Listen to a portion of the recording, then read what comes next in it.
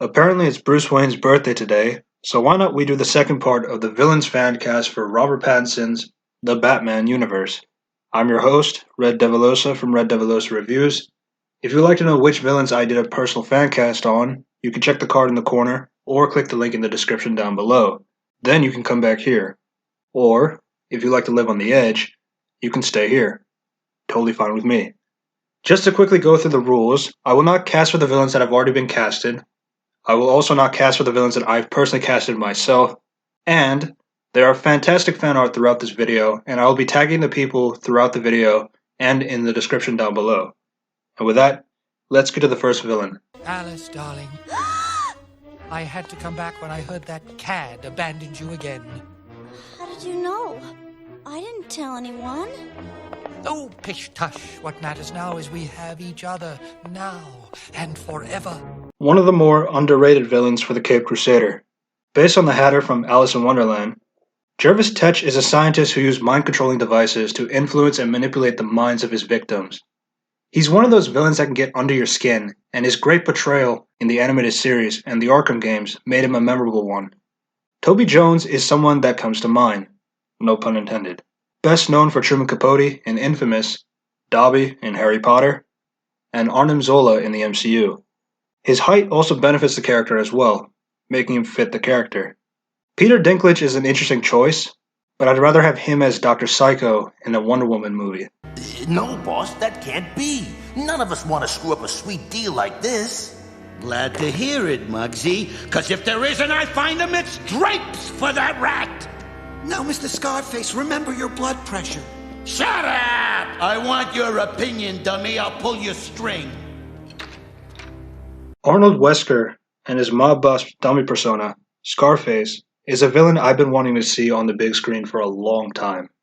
Born into a crime family after witnessing his mother's death, he develops dissociative identity disorder. He would succumb through ventriloquism with the acts of crime. For the ventriloquist, I would like to have John Lithgow.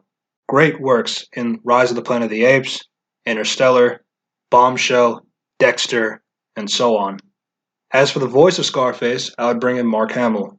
Mark is another legend in the voice acting business with his voice as the definition of Joker. We all know this already. This wouldn't be the first time he would voice a creepy doll, as he got to voice Chucky in 2019's Child's Play. Evil Queen. Anatoly. You never should have come back to Russia. KGBeast had his debut and ending in Batman v Superman, portrayed by Callum Mulvey. He was whatever in that movie. Honestly, he could have been named Phil for all I care.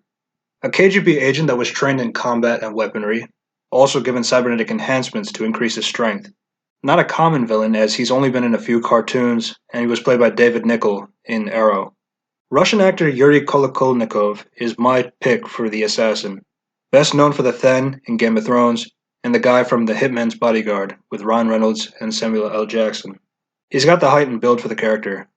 I must say, you took excellent care of M319. What have you been feeding him? He is called Silky. I created him. I tracked him down. I'll call him whatever I please. And as for food, I guess I'll just have to feed him you. Killer Moth is another one of those lesser-known villains, as he's more known as a Teen Titans villain and Batgirl. But he's had his fair share of encounters with Batman. Now, a lot of his influence came from Batman himself, with him having his own Moth Cave, a Moth Signal, and even a Mothmobile.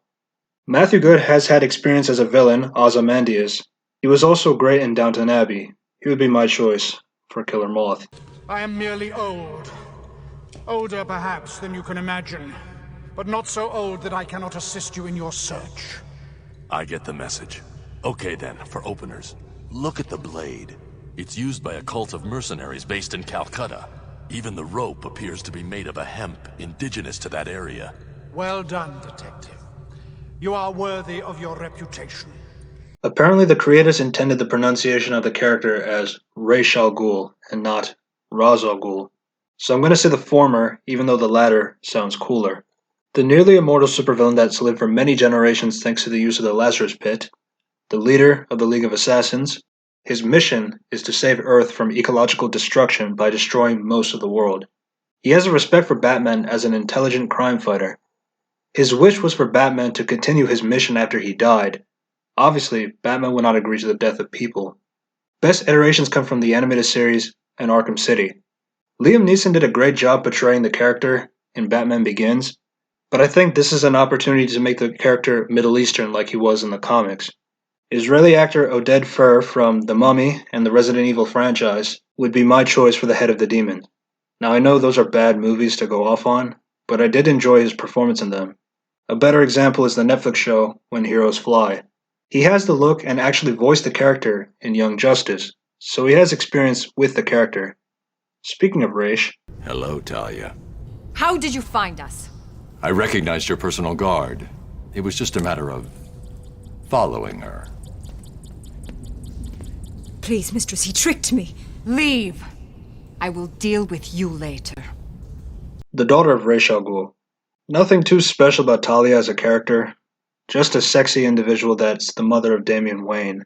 Now the conception is a different conversation. Men raping women is a big no-no, but women raping men, that's funny. It is what it is. I had a hard time with this casting choice, but I was feeling Shiva Nagar would be a good choice for the character. She was an American Assassin with Michael Keaton and Dylan O'Brien. Her character, Anika, reminds me a lot of the badass sexy assassin that Talia is. Also, I can buy her and Oded being as a father and daughter as well. I'm going to take my time, Batman. After all, you took yours. My second pick for the most creepiest Batman villain. A guy that cuts his skin after every kill is not the creepiest? Nope. That's for part 3. Chris Messina was wasted as Zsasz in Birds of Prey. He also died as well. But this is a new universe. So who should play the once rich man that turned into a homicidal maniac believing that killing others is liberating? Caleb Landry Jones. Once he was Banshee in X-Men First Class until they killed him off screen. Best known for the roles in Get Out and 3 Billboards Outside Ebbing, Missouri. After 3 Billboards, I wanted him to play as Carnage, but we have Woody Harrelson. He's a good actor, but a bit old in my opinion. Going off of Marvel serial killer, we can go to DC serial killer. Also, he has that look that a shaved head and cuts on his body, those eyes look like a killer, which is kind of unsettling now. I'm gonna move on. Well, well, Julian Day. What are you doing here? Catwoman? How very nice to see you here. Don't get too excited. There's no way I'm letting you free. Not after that Falcone mess. How funny that you should mention that illustrious family. And so close to your birthday. Tell me, are you expecting anything specific from your father this year? What do you mean? Oh, nothing, really. I'll be seeing you, kitty cat.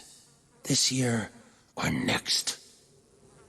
Another underrated villain of Batman as he's a criminal known to commit crimes on holidays or significant dates. I'm not sure if Calendar Man has been casted, because this film is based on Batman The Long Halloween. But if not, I'd cast Jesse Plemons. Best known for Todd in Breaking Bad, he was a creepy character that got big in El Camino, which I'm not sure how they thought no one would notice. He was also in the recent film Judas and the Black Messiah, another character that could be frustrating to watch as well. Also, this would reunite Breaking Bad star Bryan Cranston, who was my choice for Mr. Freeze. I'm the better swordswoman, but I'll admit, your soul taker is the superior blade. It will be mine.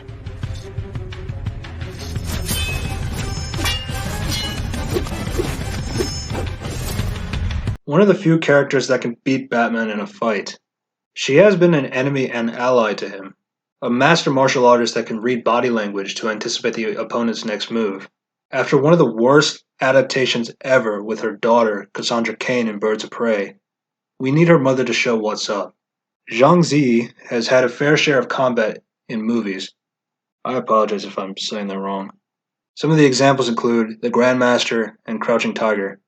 She might also be recognizable from Rush Hour 2 and the Godzilla movies. She reminds me of Lady Shiva from Arkham Origins, which is a good thing.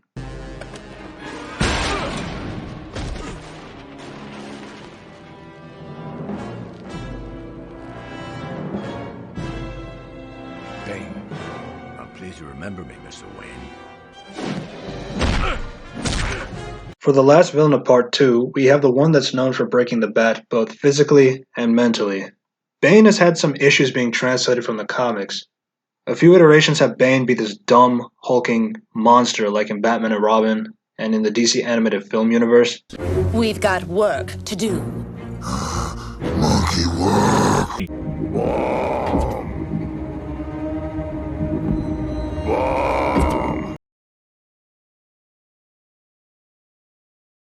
Tom Hardy was fantastic in The Dark Knight Rises.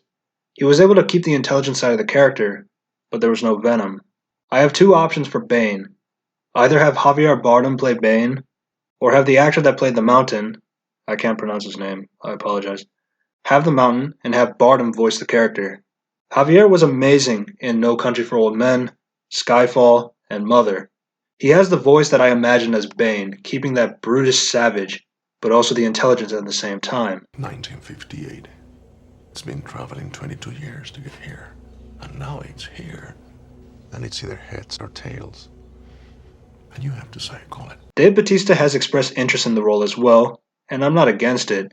I just like to see another actor rather than reusing old ones. And that was part 2 of the Villains fan cast for Robert Pattinson's The Batman. Let me know what you thought about my personal fan cast. Anything that was spot on, anything that I've changed your mind on, anything that I'm completely off on. I'd like to know your personal fan cast as well. I have a plan to do one more set of villain fan casts for this universe. Also, there is an X-Men fan cast in the works. If there's other fan cast videos you'd like to see, please comment below, let me know. Thanks for watching, and I hope to see you soon. Peace.